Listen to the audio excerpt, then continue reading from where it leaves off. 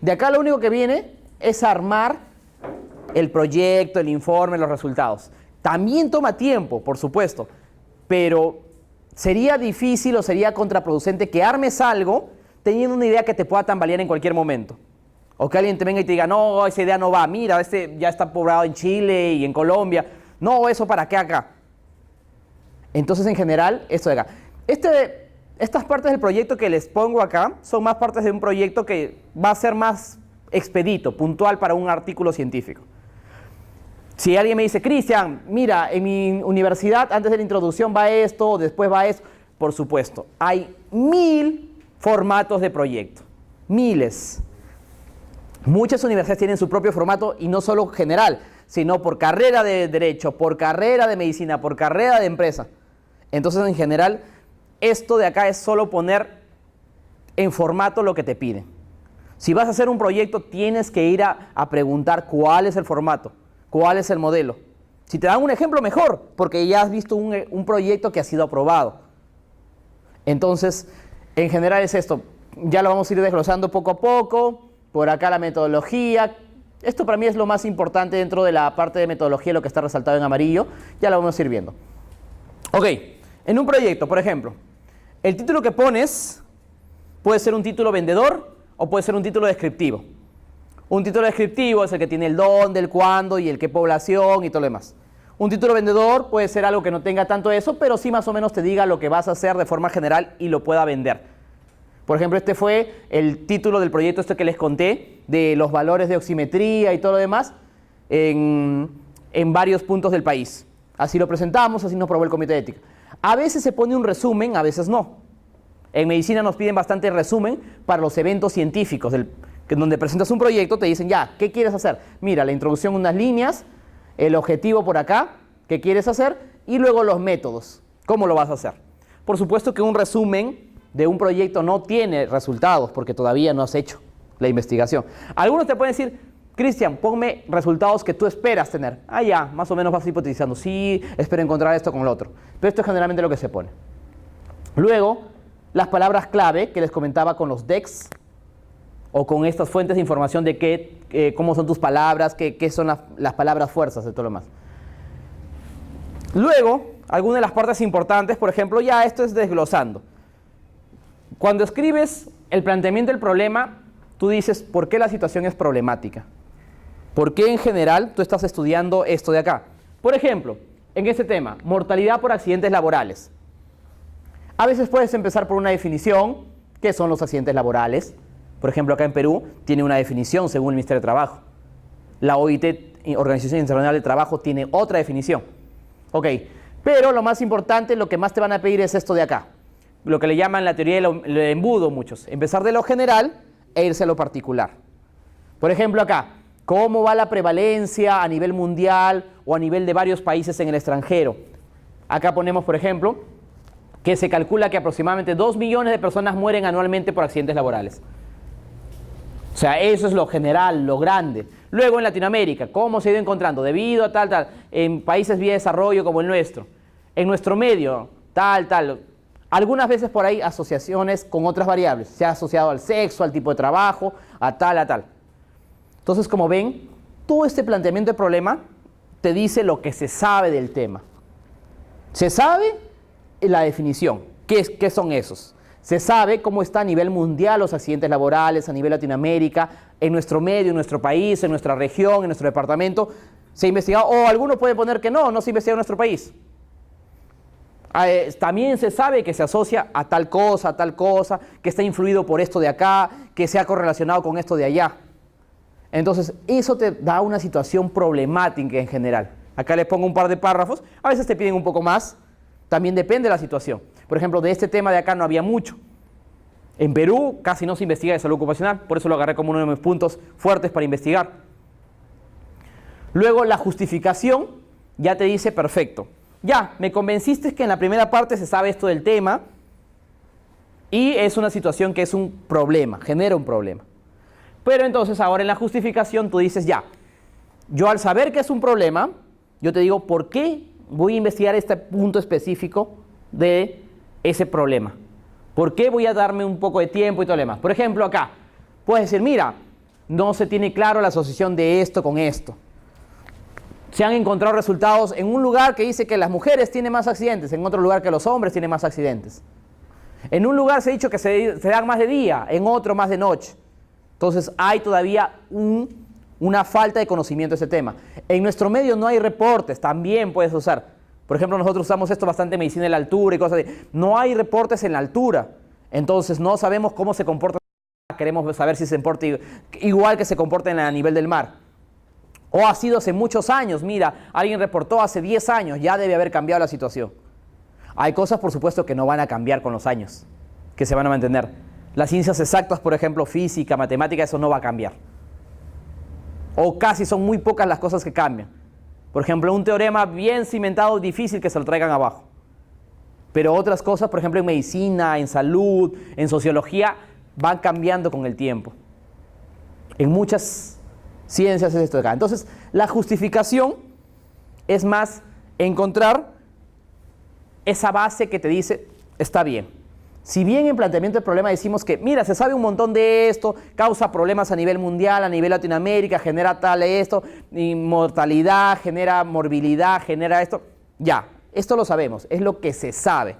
Pero ¿qué no se sabe? No se sabe esta parte específica que yo quiero investigar.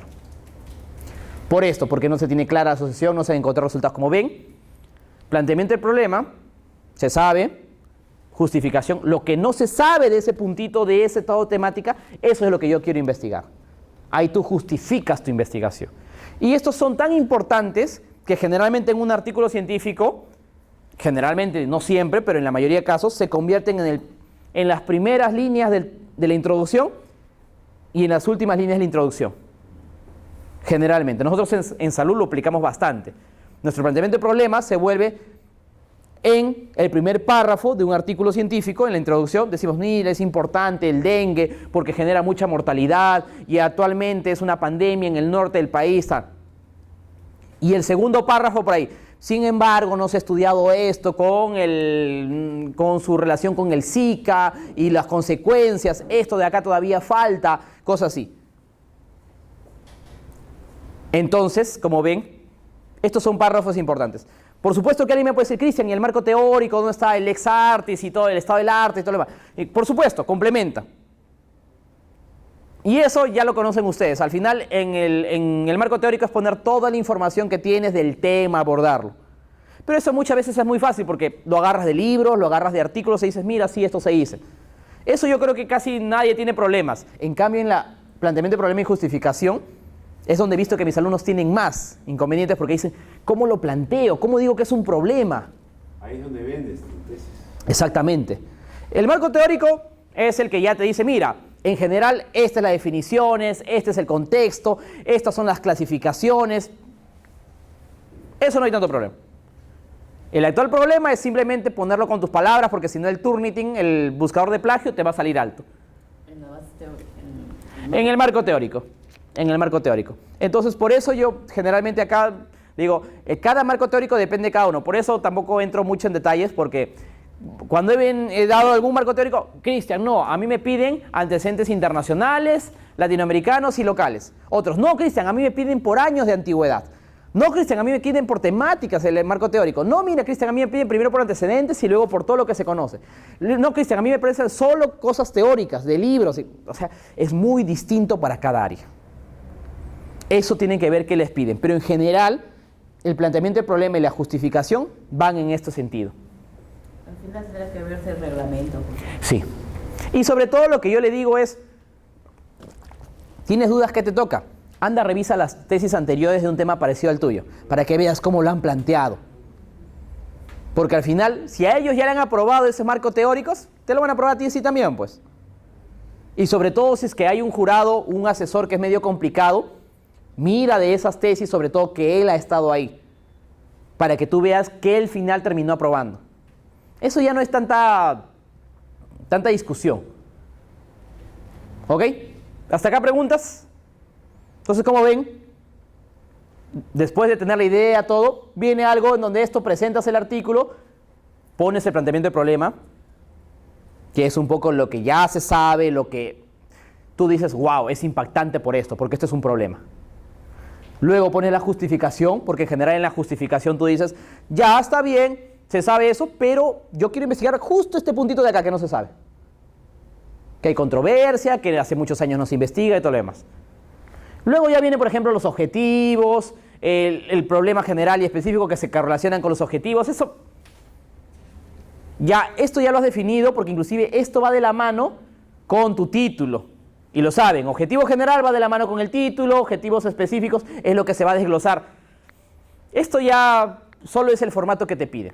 No es la gran cosa. Algunas veces son así, otras veces son así el objetivo específico. No, pon esto, mira, según sexo, edad, estado civil, universidad, tata. O por dimensiones. También puede ser. O sea, eso también ya hay diversas maneras de hacerlo, pero no es tan difícil. Ya acá es más, si tú ya tienes la idea bien formada, esto de acá es solo ponerlo como te lo piden, nada más. Porque ya tienes la idea formada. El mayor problema es esa, como les digo. Muchos tratan de hacer algo todo y acá recién tratan de formar la idea. A ver, ¿cómo hago mi objetivo? ¿Qué contra qué? No. En general ya hay, si es que ya has hecho todo un planteamiento de problema, una justificación, un marco teórico y todavía no tienes bien definido tu tema, ya perdiste, ya vas a perder mucho tiempo. Aquí es donde sobre todo los asesores, los jurados te dicen, no, esto todavía no cuadra, no cuaja, y anda, lee más libros, anda todo más. Entonces, para evitar eso, la principal recomendación es seguir algo ordenado. Porque algunos se emocionan y dicen, sí, me tinca que va a ser el concreto con el estiércol, que tal, ya, genial, a ver. Y no buscan y empiezan a hacer el protocolo. Pero como no han buscado información previa, no se han asesorado bien, todo, eso no tiene buenos cimientos y se cae. Entonces, en general, ya cuando estás acá, es un poco más sencillo. Luego la metodología. Doctor, una preguntita. Sí. Ahí veo el título sobre el nivel de conocimiento acerca de la salud ocupacional, ¿no? Uh-huh. Sí, este acá. También hay una tendencia de que los que estamos en ciencia de la salud, que debemos dedicarnos más a la parte de las enfermedades, eso, uh-huh. Ya que cuando se mide el nivel de conocimiento, como que eso ya lo ve la parte de educación. Depende. Por ejemplo, lo bueno de esto de salud ocupacional es que como nadie había investigado en salud ocupacional, estaba totalmente vacío. Entonces, hay algunas cosas, por ejemplo, hacer lo mismo en otras áreas que ya están muy conocidas y muy investigadas, ya difícil. Por eso acá tú dices, ¿qué tanto hay de esto en nuestro medio? Por ejemplo, ahí nosotros encontramos que nadie lo había medido a nivel latinoamericano. Entonces, en general, eso nos dio un sustento de, ok, por eso lo podemos hacer. Por ejemplo, algo que yo le digo a mis alumnos en salud es, vienen, profesor, quiero hacer burnout. Pucha, ¿sabes cuántos trabajos de burnout hay ya? Habrán 22, 25 trabajos de burnout. Profe, pero ya en mi hospital no hay. Sí, pero ¿qué tanto se diferencia tu hospital de los otros 25? Entonces, por eso es importante lo previo, para ver qué tanto hay, qué tanto no hay. Y sobre todo creo que lo más importante de todo es la justificación. Porque acá te dice si lo puedes investigar, si lo debes investigar. Puede que sea una situación muy problemática el burnout y muy, no sé, estresadora, muy te genera muchos días perdidos, lo que sea. Pero si es que ya se ha encontrado un montón de registros y ya está, y lo mismo que usted me dice. Educación en salud ocupacional, pero eso no mejora a los educadores. Sí, pero no hay. Eso justifica. Como no hay, entonces también lo investigamos. Va a aportar algo. Entonces, es por eso un orden esto de acá. ¿Ok? ¿Otra duda? ¿Otra pregunta? ¿Otro caso? Ya. Luego viene por ahí la metodología, que dentro de la metodología ya hay múltiples cosas también que te piden para que seas ordenado. Por ejemplo, tipo de estudio, observacional, transversal analítico, correlacional, descriptivo, experimental. Hay muchos tipos de diseños. Esta clase no es de diseños en específico, no les voy a dar porque toda esta metodología es muy amplio, pero en general sirve como para que vean qué cosas tienen que poner. Recuerden que esto está influido tremendamente de por qué te piden que reportes, cómo te pides que lo reportes. Estos puntos de acá son importantes para que más o menos veas. Por ejemplo, acá, ¿qué población? ¿A qué población tú vas a querer inferir? Acá, la población en la que se realizará el estudio son los médicos que realizan atención primaria de salud de tal lugar. Ellos comparten similitudes. Estoy describiendo a mi población.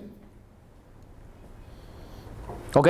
A ellos trato de inferir, a ellos trato de hacer que más o menos vaya a estos resultados.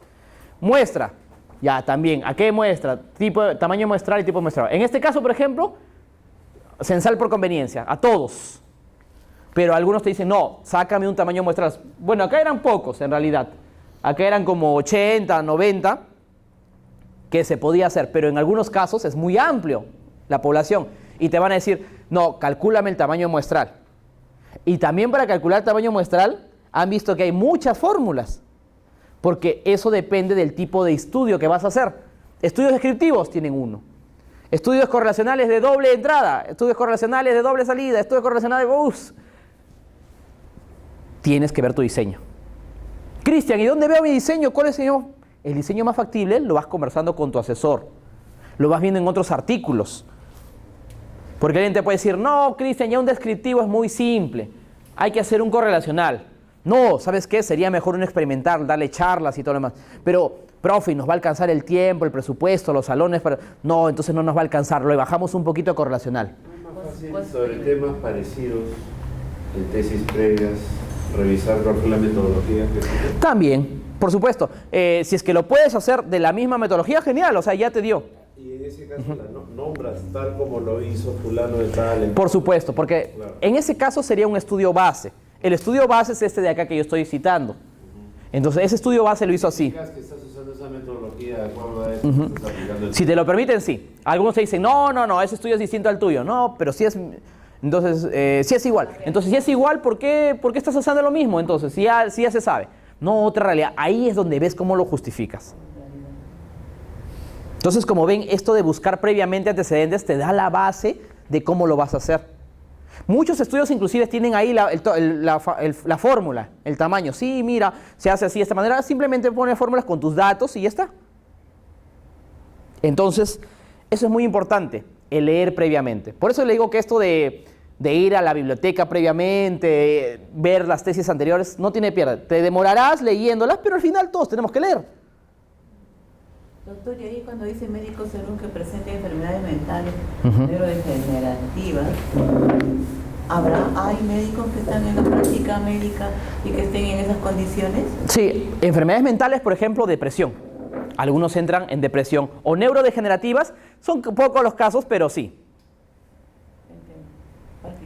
Parkinson, o hay algunos que, por ejemplo, son mayores, que hacen después de muchos años, y ya tienen algunos problemas y cosas así. Entonces, se pone, porque en realidad ellos se ha demostrado, todavía no llego acá, pero bueno, a ver, con calma. Criterios de inclusión. Criterios de inclusión son a todos tú los que quieres encuestar, reclutar, estudiar, por decirlo así. Ok, yo quiero estudiar a los que realicen su servicio social ese año. A todos ellos quiero. A los que sean mayores de edad, felizmente no hay médicos, pero igual, o sea, por si acaso, y a los que respondan de manera voluntaria, es decir, que no se sientan obligados y todo lo demás. O sea, eso sería mi ideal, todos. Ahora, criterios de exclusión son aquellos que te pueden confundir por A o B motivos las respuestas, y entonces a ellos sí lo tienes que excluir, sacar, retirar de tu población ideal. ¿Ok? Por ejemplo, enfermedades mentales, a alguien que esté con el diagnóstico de depresión, con un estrés que está tratamiento, ellos no te van a responder de la misma manera. Esa población es distinta. Entonces, van a ser pocos o ninguno, pero ya sabes que si es que encuentras uno, lo sacas. ¿Ok? Psiquiátricas importantes, médicos según que no responden adecuadamente a las preguntas. Esto sobre todo, ¿por qué? Porque hay algunos encuestados que te marcan con patrones, ABCD, ABCD, ABCD. Eso refleja que no lo han hecho con tantas ganas y que han puesto, sí, algunos me marcan, sí, una raya, todas las A, o todas las B, y es mentira, nadie tiene así todos pues muy gustado, de mucho gusto, no, de poco gusto, o sea, en realidad siempre hay una mixtura. O algún médico que por ahí te pone edad, 84 años, mentira pues, sueldo, 18.000 soles, no voy a encontrar, o sea, indicios que me digan que esa encuesta pudo haber sido respondida de mala gana. Esas las tengo que excluir. De repente lo confunden y suman todo lo que podrían... Podría ser, o sea, puede haber confusiones porque a veces las preguntas no están bien hechas, pero para eso ya tendrías que tener la encuesta bien hecha, validada y todo lo demás. O sea, pero Esto de acá, por ejemplo, nosotros pusimos para este estudio, porque en realidad no era un estudio clínico, por ejemplo, pero era un estudio a encuestados. Y simplemente aquel encuestado que respondía mal, sabíamos que teníamos que excluirlo. Cada investigación tiene sus propios criterios de inclusión y sus propios criterios de exclusión. ¿De dónde lo saco? También puedes sacarlo de investigaciones previas. O de repente ahí con eso tal vez en otro momento podría ser de que se les aplique a los que acepten voluntariamente, ¿no? Empezar Sí. responder las preguntas, ¿no? Esto de la voluntariedad es muy importante. Por ejemplo, cuando estoy haciendo con mis alumnos, a mis tesistas, les digo, no obliguen a la gente. O sea, si es que quiere responder, te va a responder. Porque si es que tú le obligas, ahí te responden con mala gana. Y en la desviación. Sí. En la muestra, claro. Exactamente. Entonces, una de las partes éticas de la investigación es que es voluntario. Y que firme el consentimiento informado también. Para algunos casos consentimiento informado, otros casos se puede usar consentimiento verbal y cosas así. También vale por También, consentimiento verbal, sí. verbal. Por ejemplo, usamos consentimiento verbal cuando las preguntas son un poco, por ejemplo, de sexualidad, de salud mental, es más íntimo y no quieren ser identificadas las personas. Entonces ahí... En este caso sí, siempre es el anonimato, pues, ¿no? Claro, pero si es que ya le dices consentimiento informado, como va engrampado, o sea, ya sabes cuál es la encuesta con eso. Entonces ahí ellos como que, uy, no, me van a decir cuántas parejas sexuales tengo, qué he hecho últimamente, no, me van a identificar, me pueden causar... Entonces ya la piensa. Entonces hay motivos en donde a veces puedes no usar consentimiento informado. También ahí está reportado y lo hemos hecho nosotros bastantes veces como para guardar el anonimato. Pero son investigaciones puntuales. O sea, hay múltiples cosas acá. ¿Ya? Entonces, esto es más o menos en la metodología. ¿Alguna pregunta, algún caso, algo? A ver, una Sí. consulta respecto Sí. a lo que planteé con respecto al consentimiento informado. Esto Sí. es un trabajo de investigación sobre Sí. una hortaliza que está muy contaminada, que estimo que puede ser causa de algunas enfermedades, incluso cancerígenas. Ya. De todas maneras, esto va a impactar en el medio donde yo voy a hacer la encuesta. Y también voy a vincular a una institución pública que está, digamos, que es su obligación por mandato de la ley, que es una institución pública. Ok. ¿Y desea saber si es que ahí se debe usar consentimiento informado o no? Depende de la naturaleza de las preguntas. ¿Por qué? Por ejemplo, si tú le preguntas, hay que verlo bien. Por ejemplo, ¿cómo quieres preguntarle? Me refiero, tú cuando le hagas la encuesta a estas personas, tú puedes decir cosas tan simples como que consumes estas hortalizas, cada cuánto lo consumes, lo utilizas en qué parte de la comida, cómo le das mantenimiento, dónde lo compras y cosas así. En realidad es a los agricultores. A los agricultores. Lo más fácil, ¿sabes cómo es en el caso que me ha contado? Porque yo lo he visto también en otro valle, es las tiendas a los que venden el producto que genera este problema de salud. Vendes estos productos y entonces si ya sacas pues, que todos están comprando, obviamente ya tienes cómo sustentarle que efectivamente el agroquímico que está prohibido, aunque no se debe usar, porque otros países ya lo están sacando, se viene utilizando, ¿no? ¿Qué es lo que viene sucediendo actualmente? Ahora, ahí el único problema es que SENASA debería intervenir. Entonces, ¿qué hace SENASA al respecto? Sí, justamente yo estoy diciendo así. Quiere datos para Senado, justamente. Claro, sí. Claro. ¿Qué hace SENASA al respecto, no? Porque yo justamente estoy entrando a agarrar explorar cable. su eficiencia del SENASA. ¿Qué está haciendo? Porque eso en realidad es su labor de ellos. Claro, el sector de la cuarentena, ¿no? Claro. Entonces, más va enfocado a los agricultores. Pero los agricultores, como saben, toda la parte de solo desde que les llega la semilla o que lo plantan, todo, no es tan complicado. O sea, no veo tanto problema.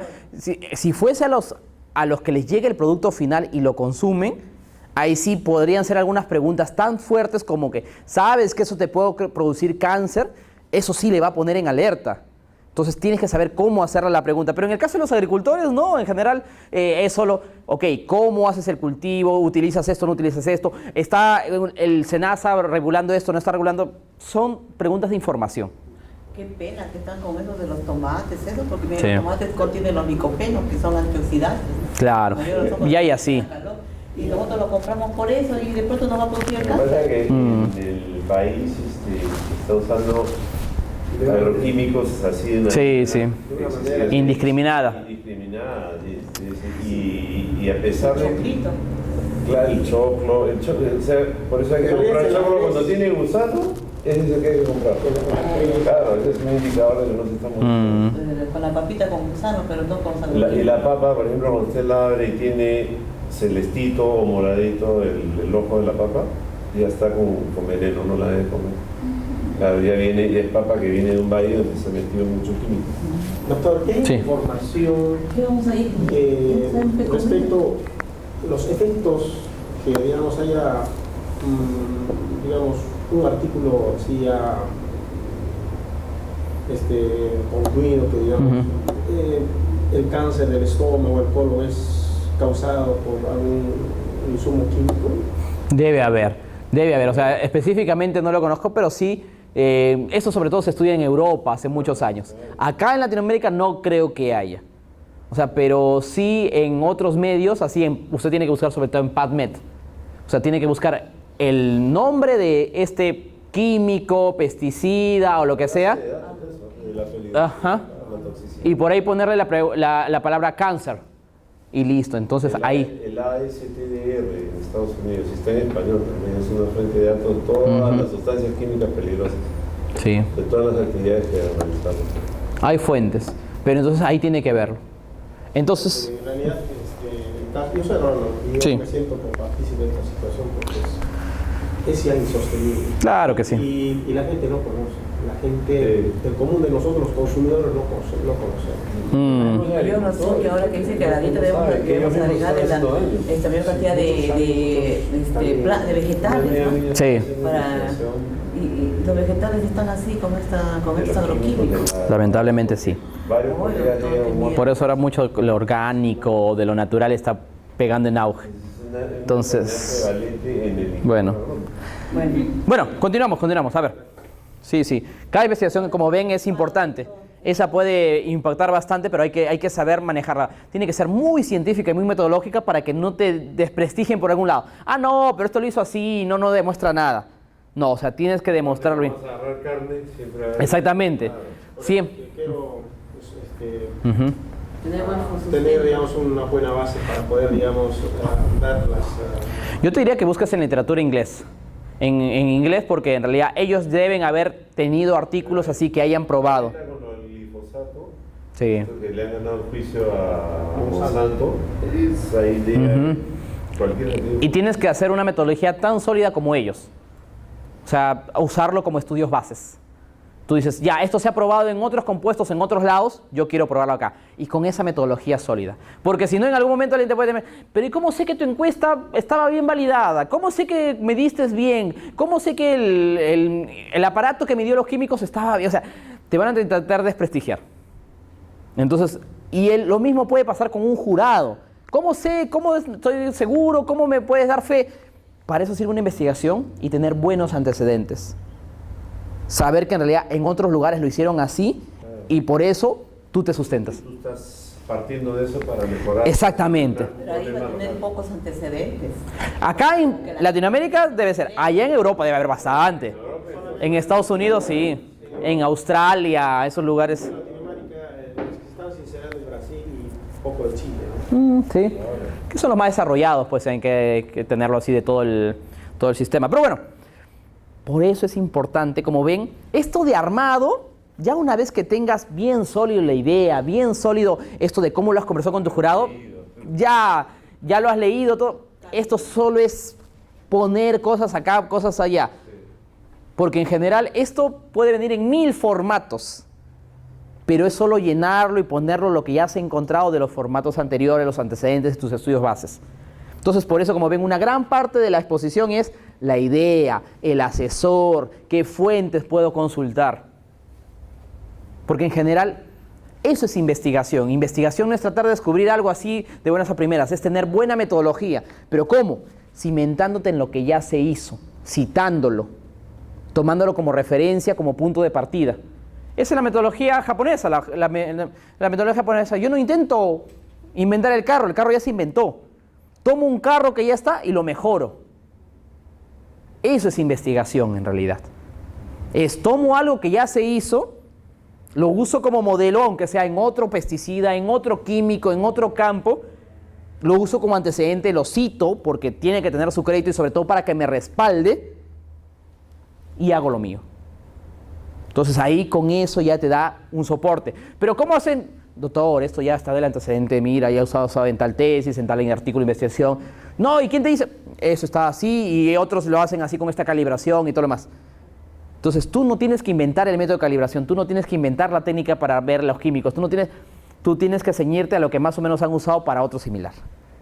Y hacer análisis de los productos, análisis en el laboratorio, qué concentraciones tiene de cada uno de los principios activos.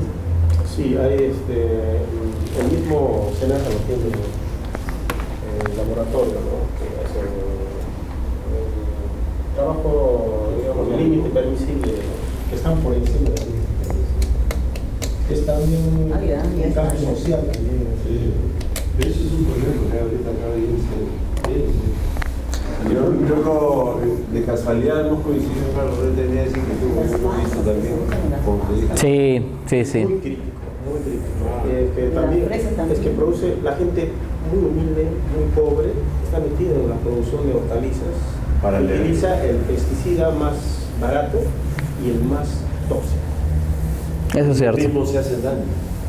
A empezar porque van con la ropa a su casa, se meten al comedor, los hijos están con esa ropa a la hora de la comida y eso no se debe hacer. Esa ropa uno tiene que quitársela, lavarla. Hay una serie de cosas ahí. En verdad que sí. Es todo un círculo vicioso y nos llega a nosotros al final. Y si usted ve la prevalencia de cáncer en país, se produce hortalizas, se da frente mentalmente que hay un problema. Sí, bueno, es importante que lo investigue. Ojalá que lo pueda hacer, pero tiene, como le digo, tiene que tener una metodología sólida. Porque si no le van a decir, no, esto es mentira, tal. Porque se va a meter con algunos intereses, pues también por ahí.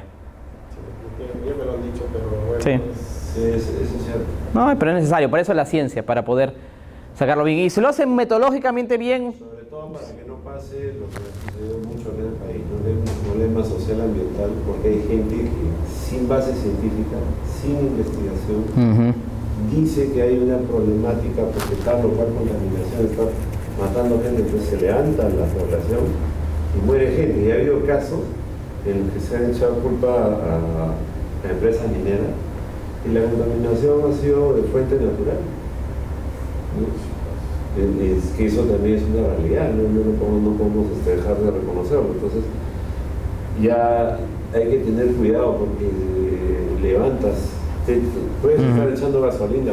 Sí. En eso hay que ser muy cautos. Entonces, no, acá está. Entonces nadie te puede decir.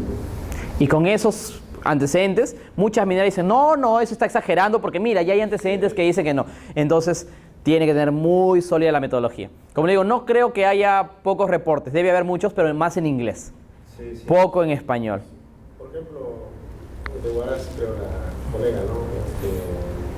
Se ha hecho algunos trabajos de investigación prospectiva pensando que había contaminación de metales pesados, ¿no? Y nos hemos encontrado con la sorpresa que no es ni plomo, ni cromo, ni ninguno de esos, sino hay problemas de contaminación del suelo por alto contenido de nitrógeno, es decir, el excesivo uso de urea. Claro. Y eso genera nitratos. Y entonces no hay contaminación de la minera, sino hay contaminación agrícola. Claro, también puede darse. Ahí es donde tiene que tener esa metodología tan clara para que vea si es uno o es otro. Y lo mismo puede pasar con cualquier investigación. La principal causa de contaminación en el mundo es la agricultura. Sí. Que cualquier otra actividad, la minería. Inclusive la ambiental, ¿ah? Claro. Por ejemplo, el arroz genera calentamiento global. Sí, también es otro problema. Bueno, a ver, continuamos. ¿Qué más tenemos por acá? Cálculo de tamaño muestral, fórmulas y fórmulas, en verdad. Eso hay para casi cada tipo de diseño, he visto una fórmula distinta. No me voy a poner a hacer cada fórmula, por supuesto, porque es imposible, nunca acabaríamos.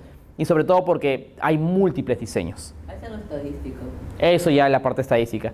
Ahí tienen que asesorarse. Y como dice el caballero, ok, pero agárrale de otra tesis parecida a la tuya y debe usarlo por algo, ese tamaño muestral, esa fórmula. Y lo extrapolas. No somos matemáticos para generar un nuevo tamaño muestral, una nueva fórmula. Pero si usamos un artículo base o dos que hayan usado el mismo, se cita. El cálculo de tamaño muestral va a ser tomado de estos tipos de artículos que han seguido patrones similares a lo mío. Citas y ahí pones y vuelves a poner solo la P, la Q, lo cambias y todo lo demás. No hay de otro. O de repente libros, ¿no? Libros, por supuesto, también hay múltiples fuentes. Y una cosa que tiene eso es que tú le encuentras un sentido lógico a lo que se ha hecho.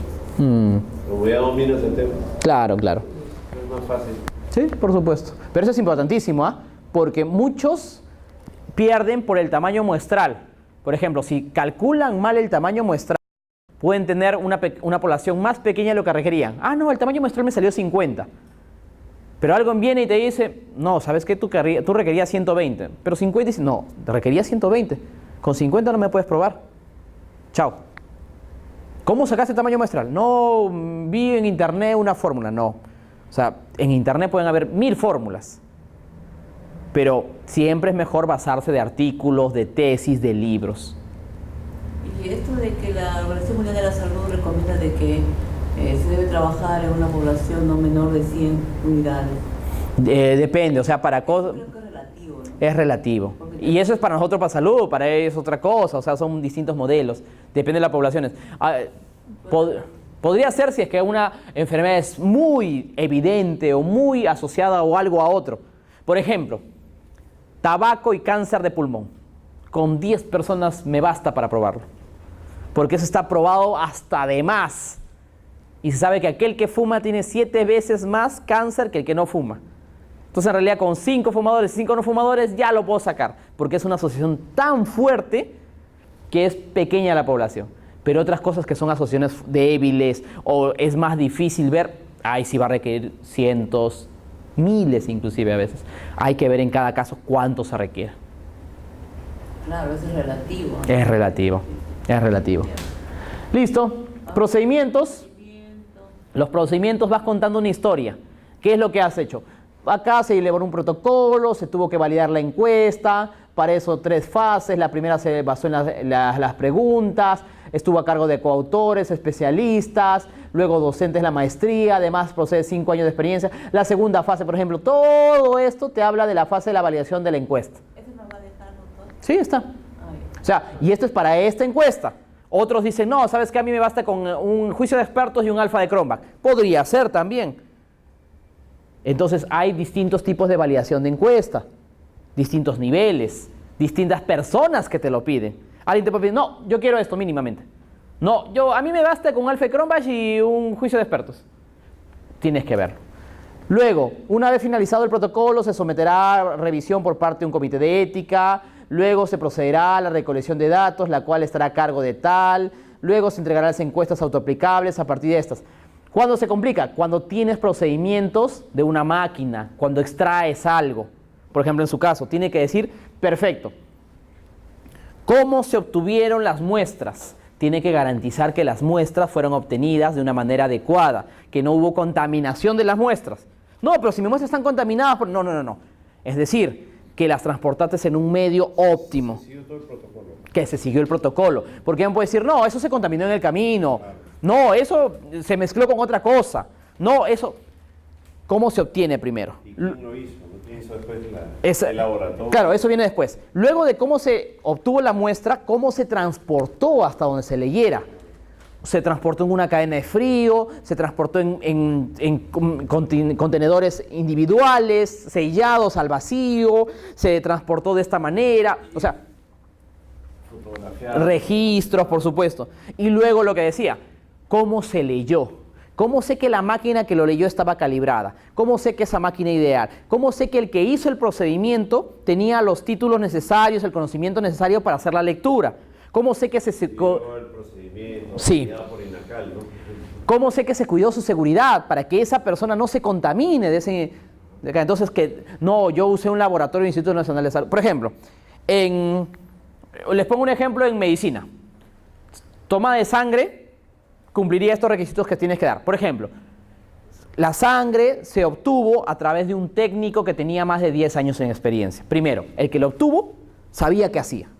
Después, utilizó distintos tipos de tubo para cada tipo de sangre. Los que estamos en salud sabemos que hay tubo rojito, lila, amarillo, azul, unos para glucosa, otro para hemograma, otro para tal o cual. Luego, esos de ahí se removieron para que el anticoagulante funcione. O sea, el proceso estándar. Luego, esas muestras se almacenaron en una cubeta al frío, que tenían los packs al frío y con tanta temperatura que se fue midiendo. Eso de ahí fue almacenado y fue llevado en un transporte seguro, con tal cosa, con tal protección para que no se malogre. Eso fue recepcionado en el laboratorio del Instituto Nacional de Salud, que contaban con tales calibraciones, que lo leyeron técnicos que son especialistas, que tienen tal capacitación, que tienen tantos años de experiencia. Eso se metió a una máquina lectora M8000, que estaba calibrada y que había sido comprada hace tantos años, que contaba con los insumos. Como ven, es todo un proceso para asegurar que eso que llegó allá es realmente lo que estaba allá y se leyó bien. Desde el momento que se extrajo con una persona que sabe del tema, que tuvo la seguridad del caso, que lo guardó bien, que lo transportó bien, hasta el momento que se lea. Y que ahí recién dirás, dieron estos resultados fidedignos. Porque si no, alguien te puede decir, ¿y cómo sé que no era sangre arterial o venosa? ¿Cómo sé que cada tubo era el adecuado? ¿Cómo sé que no los expusiste al sol las muestras? ¿Cómo sé? O sea, ahí te pueden decir, no, esto pudo haber fallado, esto. El que sabe del proceso te puede decir N cosas de cómo pudo haber fallado. Y tú tienes que saberla como investigador, cuáles son esas cosas que pudieron haber fallado en el paso para que en realidad de ahí no te digan, no, pero no tomaste cuenta. Sí, lo tomé, por supuesto, mira esto. O sea, y eso es importantísimo para su tipo de investigación que va a hacer. Esto de la toma que allá en campo sea la misma que se analice acá y que se preserve así, es importantísima. Hay algunas cosas que son más maleables y hay otras cosas que son más durables. Por ejemplo, algunos pesticidas pueden decir, no, esto por más de que hagas lo que hagas, así lo traigas la lechuga, no va a salir. Pero otras no, esta sí es lábil, esta se cambia con el sol, esta cambia con la temperatura y todo lo demás. Por ejemplo, mercurio. Si tú obtienes mercurio de un cabello, es difícil que salga el mercurio. Tendrías que hacer un proceso ya de mucho sol, o sea, mentira. Pero hay algunas cosas que son más lábiles por el ambiente, por la temperatura, por el clima. Entonces, este procedimiento es eso. ¿Cómo? Las vitaminas. Las vitaminas. Exactamente. Los compuestos de la sangre, compuestos, o sea, extracción de piel o cosas así. En sus campos también deben saber. Nosotros, por ejemplo, en salud, en investigación, sabemos qué cosas debemos tener más cuidado para tomarlas y preservarlas y qué cosas no. Lo mismo pasa en cada uno de sus campos. ¿Ok? Las variables, importantísimo. La operación de variables es algo que nos da dolor de cabeza a todos. Porque a veces hay muchas variables, hay pocas variables, como esta de acá. Entonces tienes que ver. Acá es importante, Cristian, ¿cuántas columnas tengo que poner y cuáles? Depende totalmente. Algunos te piden definición operacional, definición conceptual. Otros te piden tipo de variable, cantidad de variable, valor filar, cómo lo encuentras, una serie de cosas. Indicadores, dimensiones, etcétera, etcétera, etcétera. Moraleja, para esto también te sirven las tesis previas, las investigaciones previas. ¿Por qué? Porque ahí ves qué variables más o menos se utilizan, cómo lo utilizan. Por ejemplo, de artículos ves qué variables, cuáles son las más importantes. Y de tesis, cómo los presentas. Entonces, acá también cobra importancia qué variables y cómo medirlas inclusive. Cómo se mide mortalidad por agente causante, cómo se mide edad del trabajador. Hay algunas que son más simples. Sexo, edad, una encuesta, por supuesto. Mortalidad, los registros y todo lo demás. Entonces, cada variable es importante. Acá algunos que no tienen experiencia, por ejemplo, me viene, doctor, quiero hacer una investigación acerca de depresión en el personal. Ah, genial, listo. ¿Cómo vas a medir depresión? Ah, le voy a preguntar si está deprimido, pues. No, así no se determina depresión. Mínimamente con un buen cuestionario que mida depresión. Validado, el test de Zoom, el DAS-21 que también mide depresión, el test de tal o cual, hay muchos test que miden depresión. no le puedes preguntar. Sería lo ideal un psiquiatra, pero mentira, no vas a tener para consulta psiquiátrica un montón. Lo mismo pasa con eso. ¿Qué variable? Contaminación del suelo, ya. Esta es mi variable tal. ¿Cómo lo vas a medir? Eso se enlaza con el procedimiento de cómo he medido los pasos que voy a hacer, la toma, el transporte y la lectura. Y eso al final termina en una variable. ¿Contaminada? Sí o no. Contaminada, cantidad. Tipo de contaminante, ya. Eso vas viendo. Entonces, esto de las variables, para tesis, tómenlo de tesis previas, cómo lo presentan. Porque así ellos quieren. Eso hay infinidad también de presentaciones, y lo he visto así.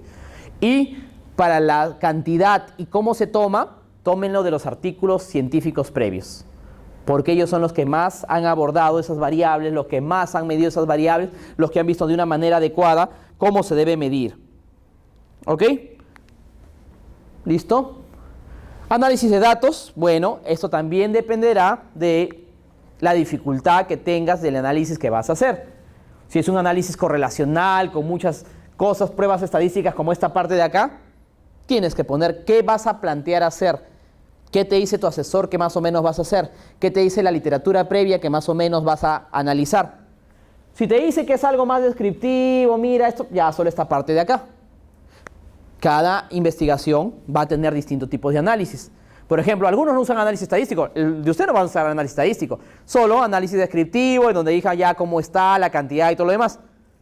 Pero otras investigaciones sí cruzan, sí hacen regresiones, chi cuadrado. Tal vez un muestreo que Claro, pero el muestreo va arriba en tamaño muestral. Esto es el análisis ya de los datos que se obtengan. Esta es la parte de análisis de los datos que se obtengan, si lo van a cruzar. ¿Quién sabe si quiera cruzar la parte de tantos químicos he encontrado, con tanta percepción de la salud, con tantas enfermedades que tenga? Ahí sí se va a requerir un análisis analítico, correlacional, dependiendo del nivel. Explorativo también. También puede ser un explorativo, o sea, depende de lo que plantea hacer. Y sobre todo, alguien me puede decir, Cristian, pero entonces, ¿qué hago? ¿Qué es lo mínimo que hago? Depende de lo que te dé el presupuesto, lo que quieras demostrar, y por ahí lo que ya hayan hecho otros. ¿Qué pasa si es que en Estados Unidos, en Europa, estos buenos artículos o estas buenas tesis que han encontrado en otro lado y que acá todavía no se hacen tanto, tienen análisis así? Pero bueno, me llegará para mí para dar, ok, ¿cuánto más o menos de tamaño han usado de ellos? ¿Cuánto procedimiento? ¿Cuánto gasto? Entonces, como ven, esto es investigación, o sea, no es descubrir la pólvora, es sino tomar antecedentes y poner lo más importante de lo que ya se ha hecho para que yo también demuestre que así lo voy a hacer bien. Esto ya, como ven, es variable, se lo dejo ahí para que lo tomen como una referencia. Este es para una investigación que hice. Hay múltiples para otras tantas. Cronograma, presupuesto. Hay cronogramas y presupuestos tan simples como este. 571, pocos meses, por supuesto, porque es una encuesta simple. Pero hay los que son más complicados. ¿Cuáles son los más complicados en realidad? Cuando tú vas a postular a un fondo del CONCITEC, de tu universidad y cosas así, ahí sí te piden un cronograma detallado, un presupuesto paso por paso, qué vas a comprar, cuándo lo vas a comprar, inclusive para ver si es que el presupuesto te va a alcanzar. ¿Quién sabe? Me estás pidiendo 10.000 soles y en realidad requieres 20.000. ¿De dónde vas a sacar los otros 10.000? De lo que me vayan pagando. No, ¿y qué pasa si es que no te alcanza, si es que está lo cual? Entonces, ahí el presupuesto y el cronograma se hace muy complicado, pero porque estás postulando un lugar para que te lo dé. ¿Por qué? Porque la empresa financiadora te va a decir, yo tengo que asegurarme de que lo que te estoy financiando, primero es factible por la metodología, lo que estás planteando, pero otro, con lo que yo te dé, te va a alcanzar. Porque ¿qué pasa si te doy 10.000 y al final no lo puedes acabar? Porque no encontraste otra con financiación o fue muy difícil. Y mejor esos 10.000 se los doy a alguien que sí lo pueda acabar. Entonces, por eso son muy estrictos ahí. ¿Cuál modelo usar? El que también usen en sus instituciones. ¿Qué modelo usan las tesis previas? Ya. O sea, esto es muy repetitivo, como ven, de no, vas a tener las tesis previas, pero es que es así. No es tan difícil una vez que ya tienes todo más o menos detallado. Y porque tú sabes que vas a usar tal máquina y tal transporte y tal lectura y que te va a cobrar tanto en este proceso, todo lo demás, porque ya lo has leído en otro lado. No es que tú te pongas a decir, bueno, sí, yo quiero transportar sangre y más o menos sí, lo voy a ver en mi bolsillo y lo voy a analizar con un microscopio. Mentira. O sea, no estás inventando, no puedes inventar cosas, no puedes decir, lo voy a hacer así, cuando en realidad eso no tiene una suficiencia metodológica. ¿Ok? Y eso te lo dicen los libros, los artículos, las tesis previas, todo lo que te puede usar como referencia, que esta es la correcta manera de cómo hacer la extracción, el transporte, la lectura, el análisis y más o menos ahí vas calculando, esto me costará esto y para esto me costará esto. También voy a necesitar un libro, sí, por supuesto, ponle presupuesto y libro. Por ejemplo, nosotros en la Universidad Continental el año pasado postulamos algunos fondos y te pongan todo, pongan hasta los viajes que va a realizar para esto, darlo a conocer en congresos, porque se requiere también eso que se dé a conocer en congresos nacionales, internacionales. Ponga si es que algún estudiante requiere una subvención, ponga si es que va a poner tesistas y que le va a poner una subvención a los tesistas de pregrado de 50 al mes, de maestría de 100 al mes, de doctorado de 500 al mes, etcétera, etcétera. Tienen límites, parámetros y todo lo demás, porque quien se diga, no, yo le quiero dar un nuevo doctorado 50 soles al mes. No seas malo, pues. 50 soles al mes para un doctorado, para un postdoctorado, nadie te va a aceptar. No, pero que quiero ahorrar. Una cosa es ahorrar y otra cosa es ser realistas. Entonces ahí es cuando se vuelve un poco difícil esto del presupuesto. Si no, si es que ustedes mismos lo van a financiar, algo simple. ¿Ok? Luego viene las referencias bibliográficas, que hay múltiples maneras. Acá está en Vancouver, porque en salud usamos más Vancouver. Por ahí deben usarlos en APA también. APA y Vancouver son los más usados. Claro que APA es más. Vancouver para nosotros, para salud, es casi el 100%. Depende de qué estilo quieran usar. Cristian, ¿y cómo sé? También hay tutoriales en YouTube de cómo te enseñan a usar el APA, el Vancouver. Hay libros, hay... El Zotero es una herramienta que te permite hacerlo de manera con computadora. El Word también. Pero me han dicho que a partir de 10 referencias se raya. No sé si será cierto. Algunos alumnos me dijeron, profe, cuando ya ponga muchas referencias, medio que se raya el Word. Por eso prefiero un Zotero, un Mendeley. No lo he comprobado. Yo uso el Zotero, por ejemplo. Sí, depende. O sea, por ejemplo, quién sabe, puede ser en una versión específica del Word, no sé. Pero cada programa tiene su manejo. El Zotero es gratis, por ejemplo. El Mendeley es gratis. El EndNote sí es pagado. Pero depende de cada uno. Y todo está en internet, todo está en YouTube. ¿Cómo usar el referenciador de Word? Te enseñan. O sea, por eso no tienen que pagar tanto. O sea, en realidad, como ven acá, les damos los tips para que ustedes ya lo puedan hacer. Y eso es en realidad como una clase tipo universidad. Yo no te voy a enseñar, papito, ven. Ustedes mismos tienen que hacerlo, pero nosotros les damos los tips. Mira, busca acá, busca allá. ¿Ok? Bueno, anexos, alguna encuesta, las fotos, las cosas que son importantes, una aprobación de comité de ética, etcétera, etcétera. En este caso solo usamos anexo. Pero en otras cosas, en su caso le van a pedir 1000 cosas. La calibración del equipo, cómo se tomó, o sea, todo lo que pruebe que cada uno de estos pasos está bien cimentado. Y ahí vas poniendo en la metodología, esto está en el anexo 1, esto está en el anexo 2. Y eso ya lo conocen. No poner también en demás. Lo que, por ejemplo, algunos hacen es, ya, tómale foto a todo para ponerlo en el anexo. Y le llenan llenecito, parece un álbum de fotos en vez de una tesis. Sí, parece un collage así. Entonces, también no es irnos al otro lado. ¿Ok? Y bueno, esto sería toda la parte teórica.